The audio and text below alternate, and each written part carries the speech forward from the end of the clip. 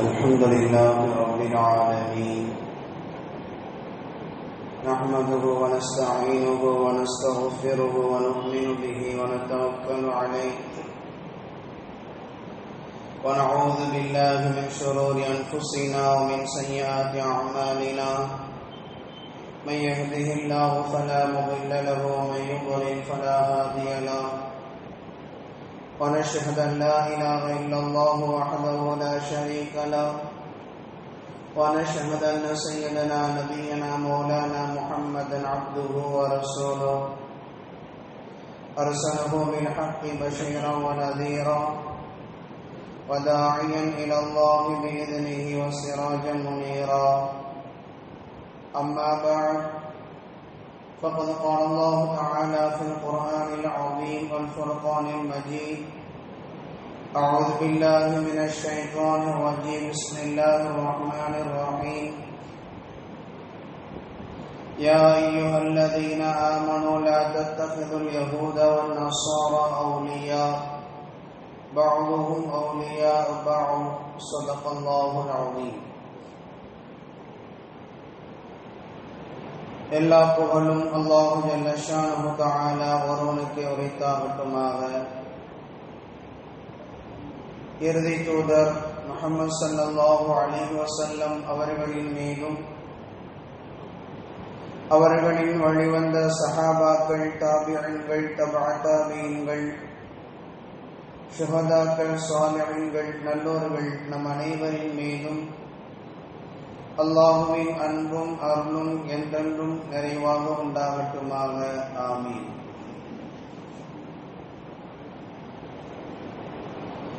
அல்லாஹு ஜல்ல ஷானஹு தஆலா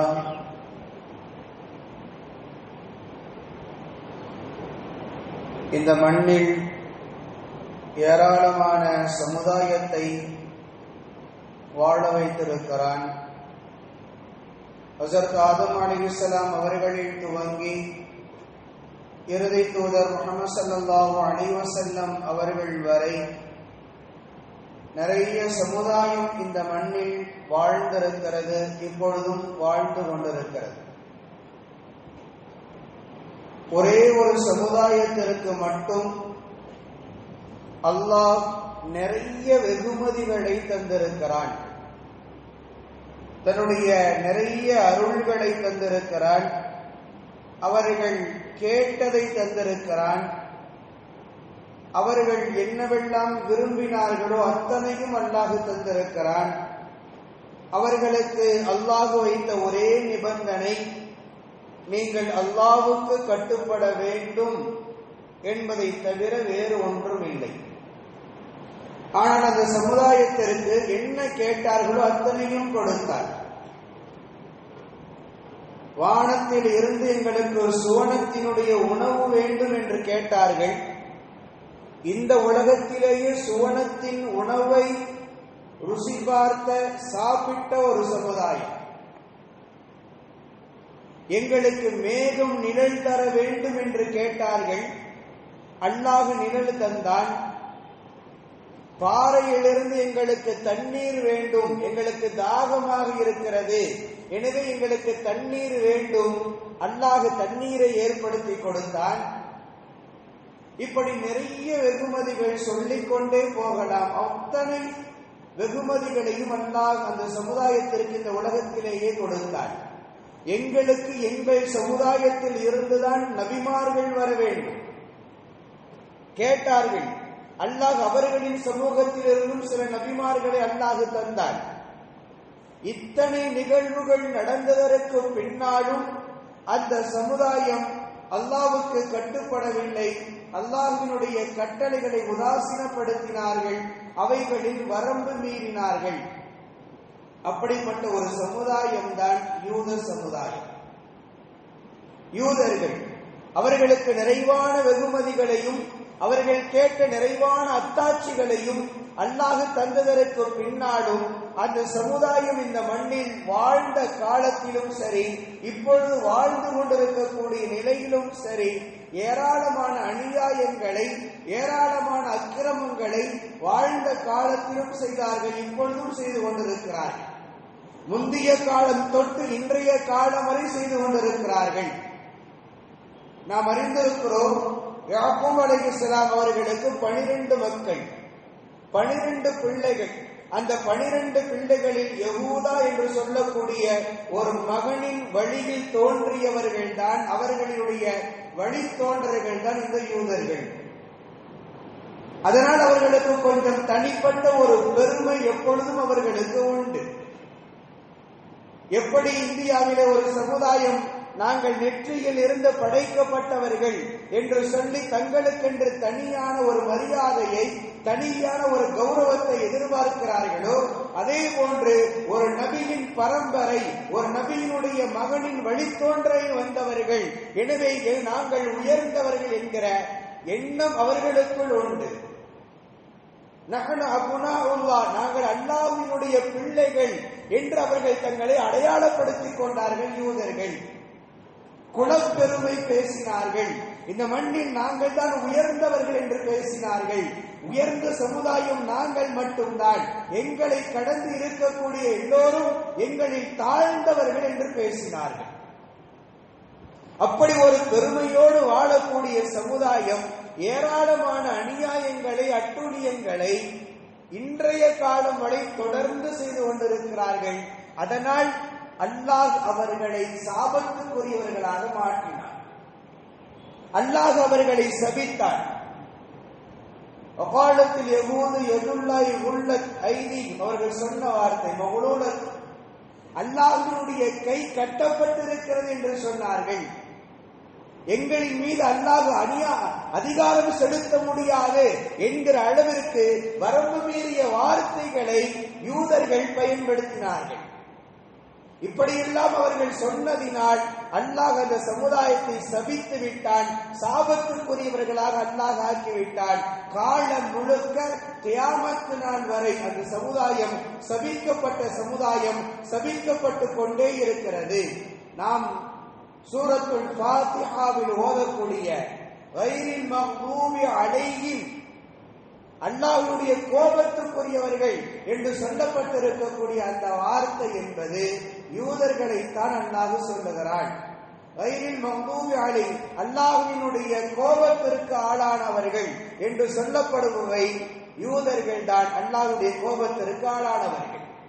எனவே அல்லாஹ்வுடைய அந்த சாபத்துக்குரியவர்களாக இருக்கக்கூடிய சமுதாயம் யூத சமுதாயம். அவர்கள் அன்றைய காலம் முதற்கொண்டு இன்றைய காலம் வரை உலக நாடுகளுக்கு பெரும் பிரச்சனையாக, பெரும் தலைவலியாகத்தான் அவர்கள் இருந்து கொண்டிருக்கிறார்கள். அவர்கள் இருக்கக்கூடிய இடங்கள், அவர்கள் இருக்கக்கூடிய பகுதிகளில் எல்லாம் அமைதியின்மைதான், அங்கு இருக்கக்கூடிய சூழ்நிலைகள் எல்லாம் பதற்றமான ஒரு சூழ்நிலைகள் தான் தொடர்ந்து உருவாகி கொண்டிருக்கிறது. அதனால்தான் முஹம்மது ஸல்லல்லாஹு அலைஹி வஸல்லம் அவர்கள் மக்காவில இருந்து மதீனாவிற்கு ஹிஜ்ரத் செய்து அவர்கள் மதீனாவிற்குள் நுழைந்த பொழுது முதலாக ரசூலுல்லாஹ் ஏற்படுத்திய திட்டம் என்னவென்றால், அவர்கள் புரிந்து கொண்டார்கள், யூதர்களை பற்றி அவர்களுக்கு ஏற்கனவே தெரியும். ரசூல் ஸல்லல்லாஹு அலைஹி வஸல்லம் அவர்கள் எங்கெல்லாம் வசிக்கிறார்களோ அந்த இடத்தில் அமைதியை ஏற்படுத்த மாட்டார்கள், பல்வேறு விதமான குழப்பங்களை ஏற்படுத்துவார்கள்.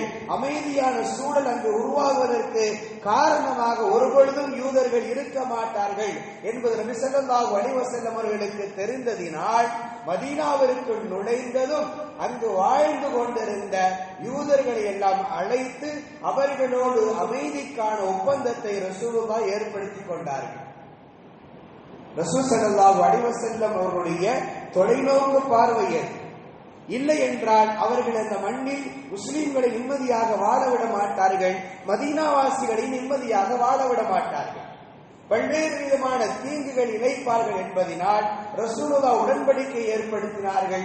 அந்த உடன்படிக்கையினுடைய சில வாசகங்கள் இப்படி இருந்தது: நீங்கள் என்ன கொள்கையில் இருக்கிறீர்களோ அந்த கொள்கையின்படி நீங்கள் வாழலாம், நாங்கள் என்ன கொள்கையில் இருக்கிறோமோ அந்த கொள்கையின்படி நாங்கள் வாழ்வோம். இதுல எந்த விதமான தலையீடுகளும் இருக்கக்கூடாது, நமக்கு மத்தியில எந்த விதமான சண்டைகளும் இருக்கக்கூடாது. அப்படி ஏதாவது பிரச்சனைகள், சண்டைகள் உருவாகிவிட்டது என்றால் முஸ்லிம்களுக்கும் யூதர்களுக்கும் மத்தியில் ஏதாவது ஒரு சண்டை சச்சரவுகள் உருவாகிவிட்டது என்றால் அதற்கு தீர்ப்பாக, அதற்கு தலைவராக முஹம்மது ஸல்லல்லாஹு அலைஹி வஸல்லம் அவர்களே இருந்து அதற்கு தீர்ப்பு செய்வார்கள் என்று அதனுடைய உடன்படிக்கைகள் இருந்தது. இப்படியெல்லாம் நிறைவான பல்வேறு உடன்படிக்கைகள், நிறைய உடன்படிக்கைகள் அங்கு ஏற்படுத்தப்பட்டு தான் ரசூல் ஸல்லல்லாஹு அலைஹி வஸல்லம் அவர்கள் மதீனாவில் வாழ்ந்தார்கள். மிக முக்கியமாக மதீனாவில் இருந்த யூதர்கள் 3 குடும்பத்தினர்களாக வாழ்ந்து கொண்டிருந்தார்கள். பனு நுதைர், பனு கைனுகா, பனு குறைவா என்று இந்த 3 குடும்பத்தினர்களாக யூதர்கள் வாழ்ந்து கொண்டிருந்தார்கள். இந்த 3 குடும்பத்தினர்களோடும் ரசூல் ஸல்லல்லாஹு அலைஹி வஸல்லம் அவர்கள் அமைதி ஒப்பந்தத்தை ஏற்படுத்தியதற்கு பிறகுதான் மதீனாவில் நிம்மதியான வாழ்க்கைக்கான சூழலை அமைத்துக் கொடுத்தார்கள். சில காலங்கள் கடந்தது. சில காலங்கள் கடந்ததற்கு பின்னால் யூதர்கள் தங்களுக்கான சூழ்ச்சிகளை செய்ய ஆரம்பித்தார்கள்.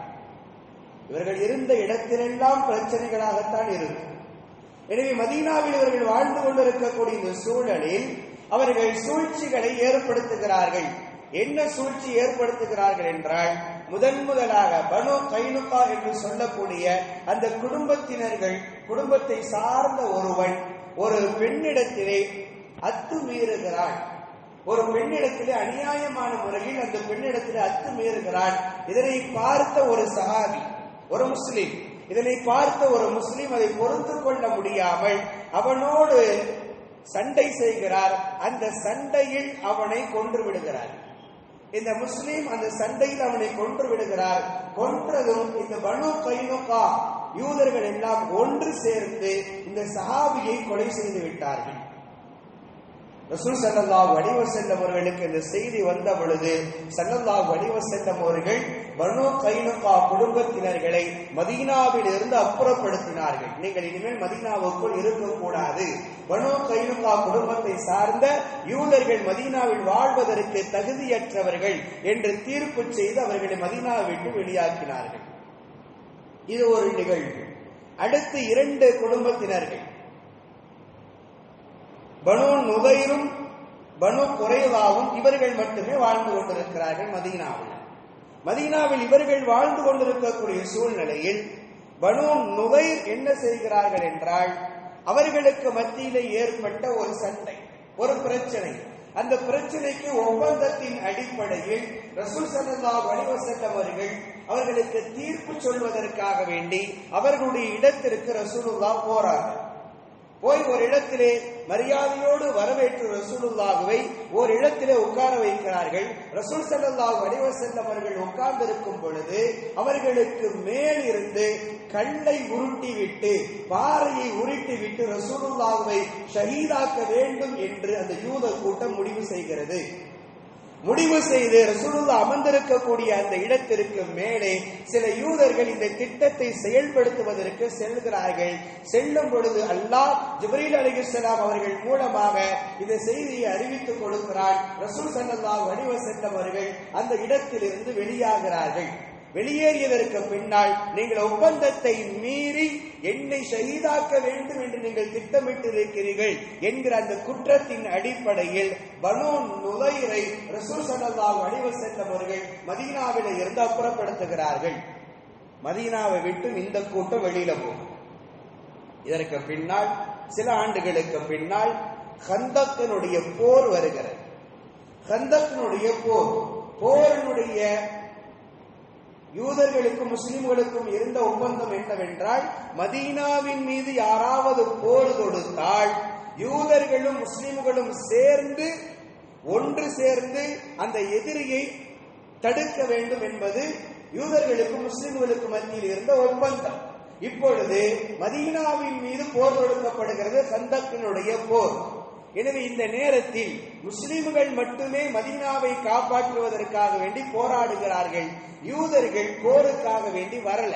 ஆனால் அதே சமயத்தில் இவர்கள் என்ன நடந்து கொள்கிறார்கள் என்றால், எதிரிகளுக்கு இவர்கள் ஆதரவாக இருந்து, முஸ்லிம்களுக்கு எதிராக இருந்து, எதிரிகளுக்கு இவர்கள் ஆதரவாக இருந்து செயல்படுகிறார்கள். இந்த திட்டத்தை உணர்ந்து கொண்ட ஸல்லல்லாஹு அலைஹி வஸல்லம் அவர்கள் கந்தக்கினுடைய போருக்கு பின்னால் அவர்களையும் மதீனாவில இருந்து பனு குறைலாவையும் மதீனாவில இருந்து ஸல்லல்லாஹு அலைஹி வஸல்லம் அவர்கள் வெளியேற்றுகிறார்கள், தீர்ப்பு செய்கிறார்கள். இந்த மூன்றும் யூத கூட்டமாக இருந்த மதீனாவில் வாழ்ந்த பனு நுகைர், பனு கைனுகா, பனு குலைர், இந்த மூன்றும் ரசூல் ஸல்லல்லாஹு அலைஹி வஸல்லம் உடைய காலத்திலேயே ஒப்பந்தத்தை மீறியதின் அடிப்படையில் அவர்கள் மதீனாவில இருந்து வெளியாக்கப்பட்டார்கள். இது ரசூல் ஸல்லல்லாஹு அலைஹி வஸல்லம் அவருடைய காலத்தில் மட்டும் நடந்ததல்ல. பொதுவாக யூதர்கள் வாழ்ந்த இடங்களில் எல்லாம் இன்றைக்கு பரவலாக சொல்வார்கள், ஜெர்மனியில் ஆண்ட ஹிட்லர் மட்டும்தான் யூதர்களுக்கு எதிராக செயல்பட்டான் என்பது இல்லை. எல்லா சமுதாயமும், கிறிஸ்தவர்கள் உட்பட, முஸ்லிம்கள் உட்பட எல்லா சமுதாயமும் யூதர்களுக்கு எதிராகவே செயல்பட்டு இருக்கிறது. எங்கெல்லாம் யூதர்கள் தங்கினார்களோ அந்த இடத்தில் இருந்தெல்லாம் அவர்கள் அப்புறப்படுத்தப்பட்டிருக்கிறார்கள். இந்த நாட்டில், இந்த மண்ணில் நீங்கள் வாழக்கூடாது என்று அவர்களை துடைத்தெறிந்திருக்கிறார்கள். காரணம் என்னவென்றால், அவர்கள் வாழக்கூடிய இடத்திலெல்லாம் அவர்கள் செய்த மிக பெரும் அநியாயம் என்னவென்றால் இரண்டு. ஒன்று, தன்னுடைய நாட்டை, தான் எந்த நாட்டில் வாழுகிறார்களோ அந்த நாட்டினுடைய ஆட்சியாளர்களுக்கு எதிராக அவர்கள் செயல்பட்டது. தன்னுடைய நாட்டினுடைய ஆட்சியாளர்களுக்கு எதிராக செயல்பட்டது ஒன்று.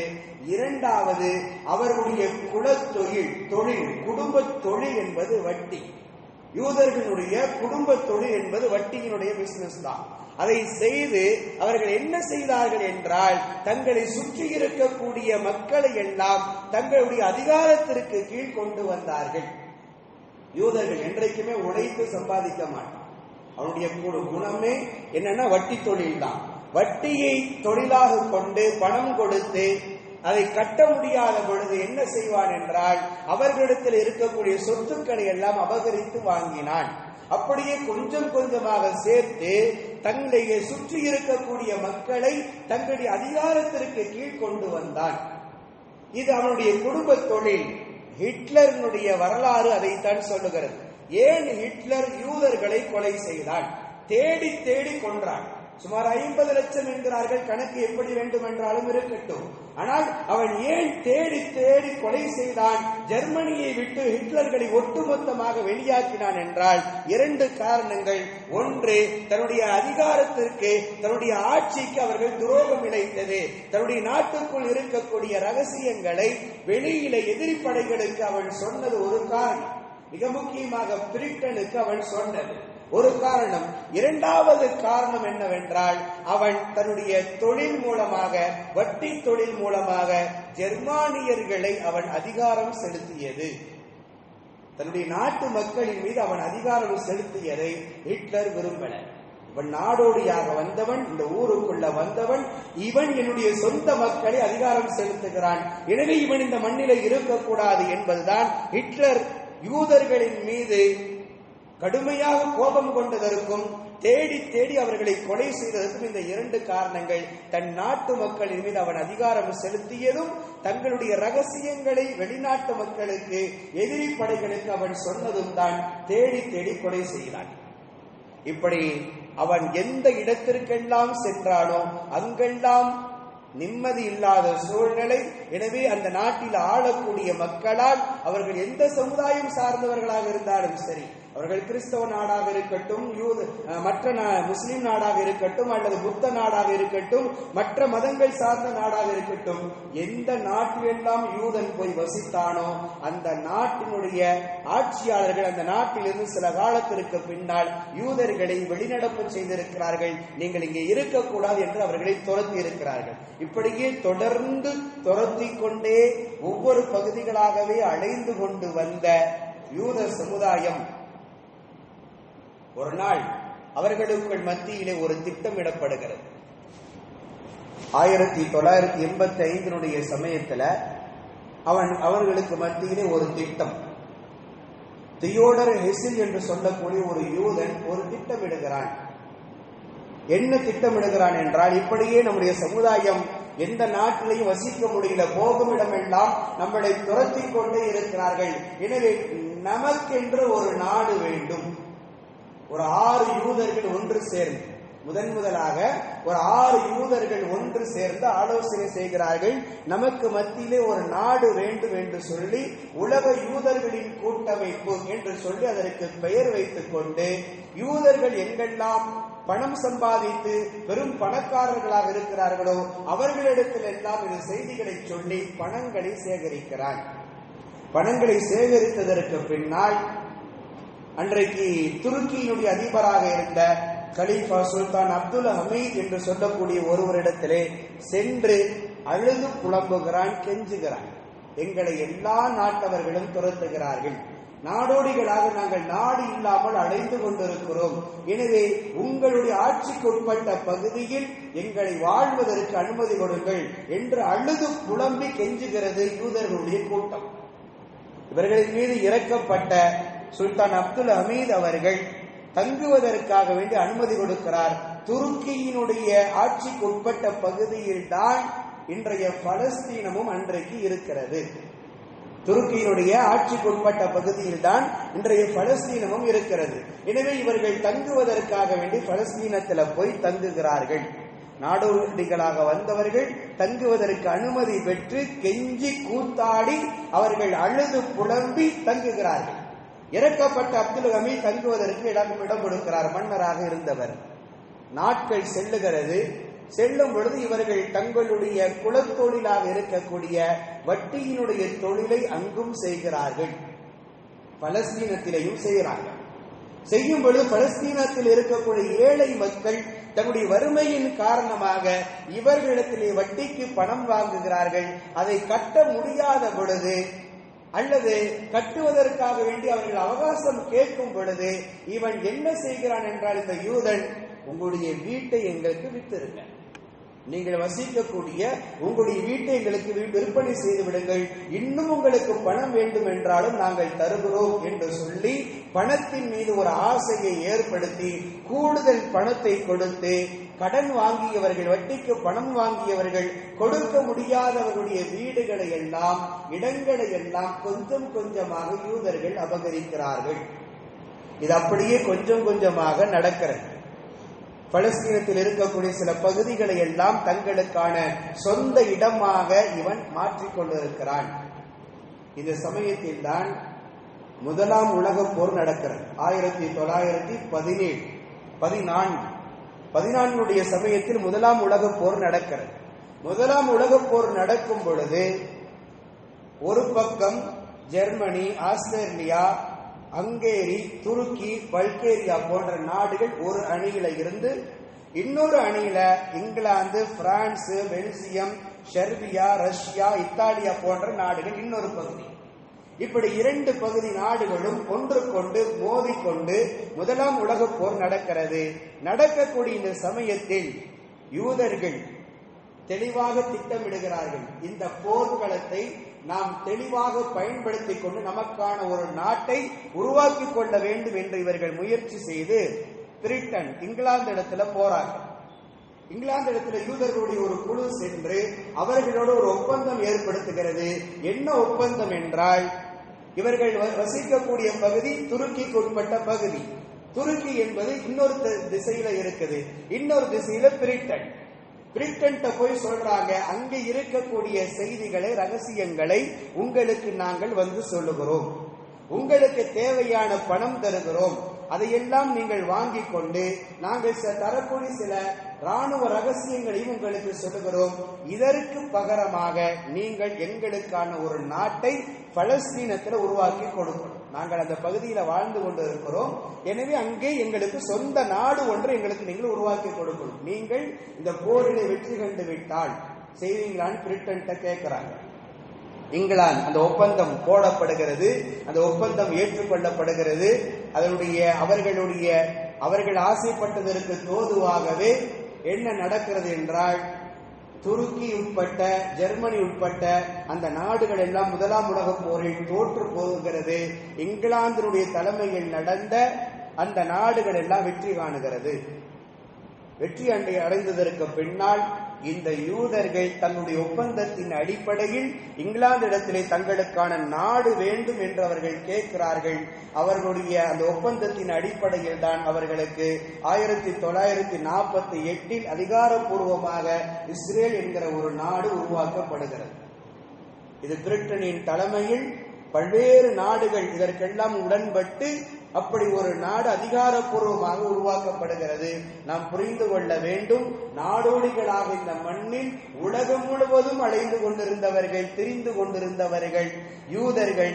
அவர்களுக்கு என்று பல்வேறு சூழ்ச்சிகளை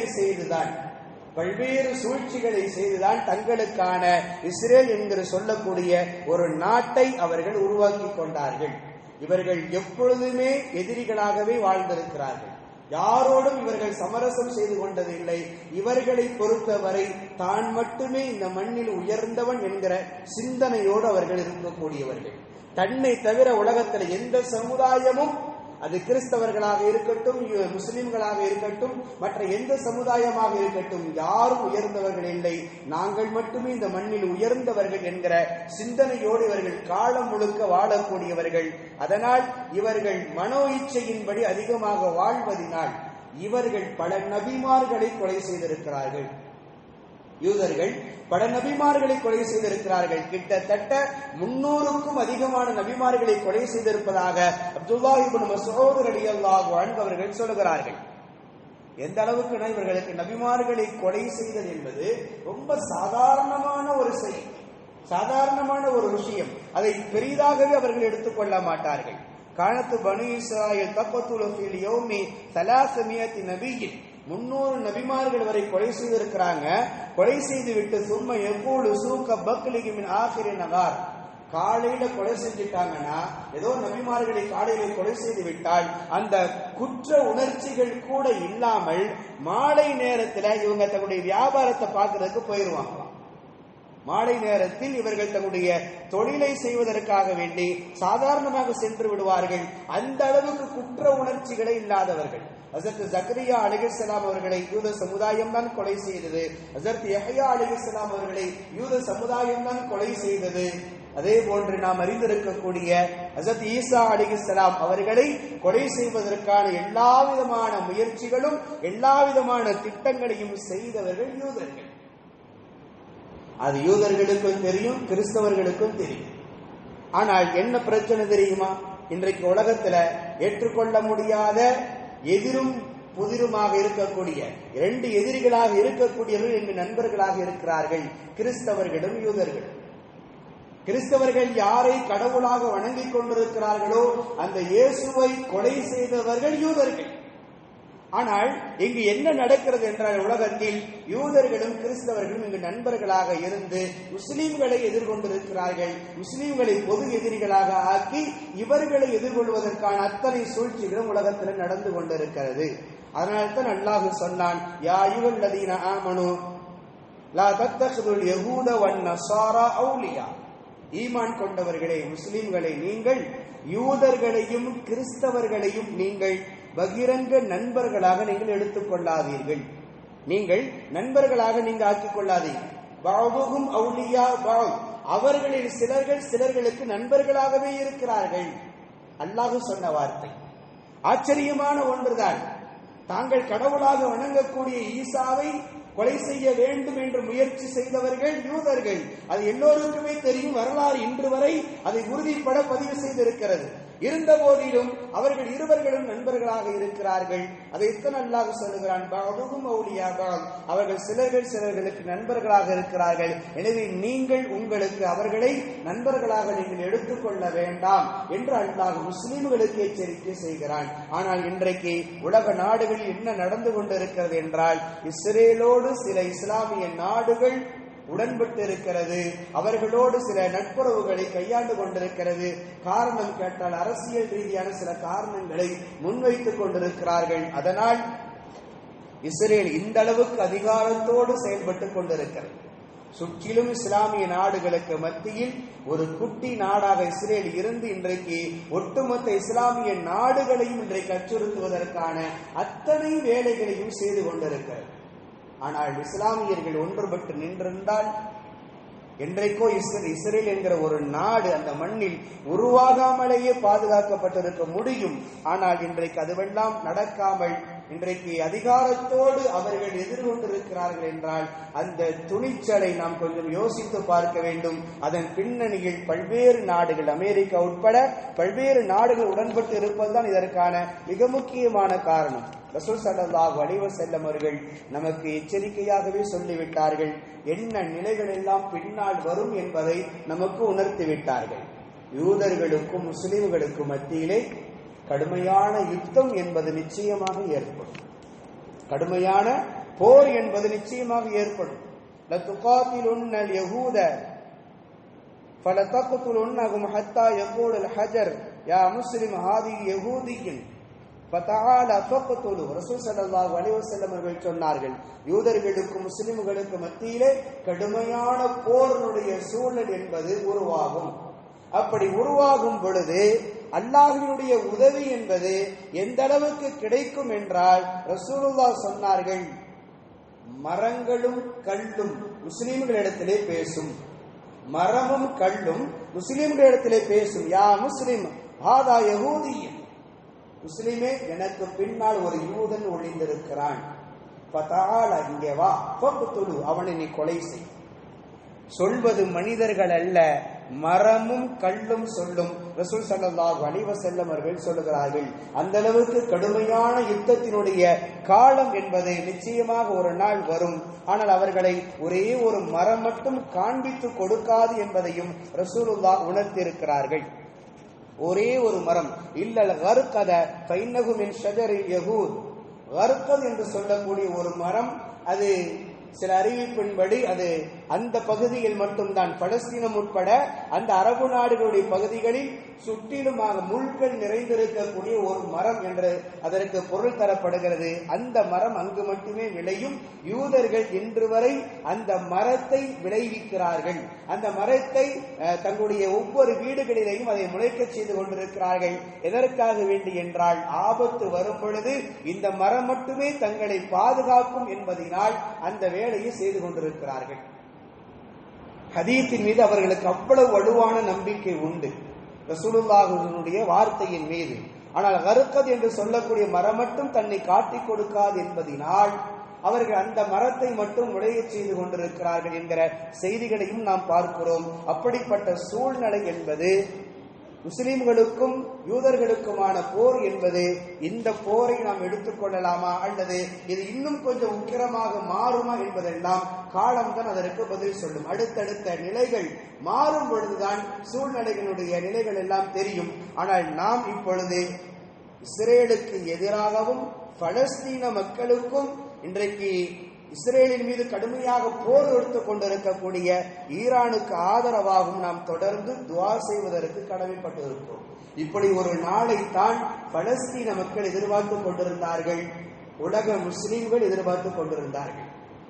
இஸ்ரேலின் மீது கடுமையான யுத்தம் நடக்க வேண்டும் என்கிற எதிர்பார்ப்பு என்பது எல்லா மனிதர்களுக்கும் இருந்தது. காரணம், யூதர்கள் அவ்வளவு எளிதானவர்கள் இல்லை, அவ்வளவு சாதாரணமானவர்கள் கிடையாது. ரசூல் ஸல்லல்லாஹு அலைஹி வஸல்லம் அவர்களை பல சந்தர்ப்பங்களில் கொலை செய்வதற்காக வேண்டி பல்வேறு விதமான திட்டங்களை தீட்டியவர்கள்.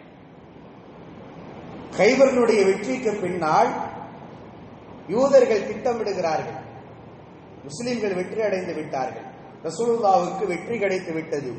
போய் விருந்துக்கு கூப்பிட்டாங்க, ரசூலுல்லாஹ்வை விருந்துக்கு வாங்க. ஒரு யூத பெண் ரசூலுல்லாஹ்வை விருந்துக்கு அழைத்து நபியினுடைய உணவு, ரசூலுல்லாஹ் சாப்பிடக்கூடிய அந்த உணவில் விஷத்தை கலந்து வைத்தாள்.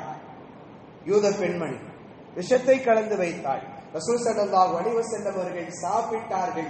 சாப்பிட்டதற்கு பின்னால் சஹாபாக்களை சாப்பிட வேண்டாம் என்று தடுத்தார்கள். இதில் விஷம் கலக்கப்பட்டிருக்கிறது என்று அறிவிப்பு செய்தார்கள். இந்த நிகழ்வு நடந்ததற்கு பின்னால் அல்லாஹ் முஅஜிஸா என்கிற அடிப்படையில் நபி ஸல்லல்லாஹு அலைஹி வஸல்லம் அவருடைய உயிரை அல்லாஹ் பாதுகாத்தான். ஆனால் ரசூல் ஸல்லல்லாஹு அலைஹி வஸல்லம் அவர்கள் தங்களுடைய அந்திம காலத்தில் சக்கராத்தினுடைய அந்த நிலையில் இருக்கும் பொழுது தங்களுடைய தொண்டையை பிடித்தது. ரசூல் ஸல்லல்லாஹு அலைஹி வஸல்லமுடைய தொண்டையை பிடித்தது, நெருக்கியது. நெருக்கும் பொழுது ரசூலுல்லாஹ் சொன்ன வார்த்தை, ஆயிஷா ரலியல்லாஹுவை அழைத்து சொன்னார்கள், யா ஆயிஷா, அன்றைக்கு ஒரு நாள் ஒரு யூத பெண்மணி எனக்கு விருந்து கொடுத்தாள் இல்லையா, விஷம் தோய்ந்த உணவு கொடுத்தாள் இல்லையா, அந்த விஷம் என்னுடைய தொண்டையை கவ்வுகிறது என்றார்கள் ரசூல் ஸல்லல்லாஹு அலைஹி வஸல்லம். நபியினுடைய ஒரு மரணத்திற்கு அது காரணமாக இருந்திருக்கிறது. அந்த அளவுக்கு உலகம் முழுவதும் மிக மோசமானவர்களாக இருந்தவர்கள் யூதர்கள். அதனால் தான் அல்லாஹ் அவர்களை சபித்திருக்கிறான். எனவே அந்த சாபத்துக்குரிய யூதர்களுக்கு எதிராக எப்பொழுதும் நம்முடைய துஆக்கள் இருக்க வேண்டும். இந்த போரில் ஈரானுக்கும் அதற்கு ஆதரவாக இருக்கக்கூடிய அத்தனை நாடுகளுக்கும் அல்லாஹ் வெற்றியை தர வேண்டும். இஸ்ரேல் மகத்தான ஒரு பாடத்தை கற்றுக்கொண்டு அந்த மண்ணில் இருந்து மீண்டும் நாடோடிகளாக உலகம் முழுவதும் அவர்கள் திரியக்கூடிய கூட்டமாக இஸ்ரேலுடைய மண்ணில் இல்லை, பலஸ்தீன மண்ணில் இருந்து அவர்கள் வெளியாக்கப்பட வேண்டும் என்பதுதான் நம்முடைய துஆ. அல்லாஹ் அந்த துஆவை கபூல் செய்து கொண்டு வெகு விரைவில் நடக்கக்கூடிய தௌஃபீக்கை ஏற்படுத்தி கொடுப்பானாக. ஆமீன். வாஹிரு தஅவானா அல்ஹம்துலில்லாஹி ரப்பில் ஆலமீன். அஸ்ஸலாமு அலைக்கும் வரஹ்மத்துல்லாஹி வபரகாத்துஹு.